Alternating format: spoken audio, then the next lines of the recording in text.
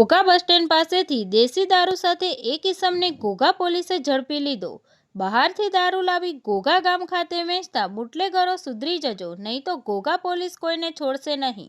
Ghogha bus stand પાસેથી દેશી દારૂ સાથે કાસમભાઈ હસનભાઈ શેખને ઘોઘા પોલીસે ઝડપી લીધો।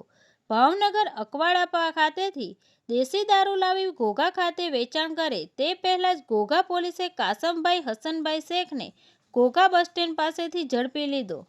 કાસમભાઈ હસનભાઈ શેખને દેશી દારૂ સાથે ઝડપી લઈ ઘોઘા પોલીસ દ્વારા પ્રોહી એક્ટ કલમ 65AA મુજબ ગુનો નોંધી કાયદેસરની કાર્યવાહી કરવામાં આવી। તંત્રી મહેબૂબ રફાઈ સાથે news reader Sneha Patel, Tapasvi Gujarat news, Ghogha.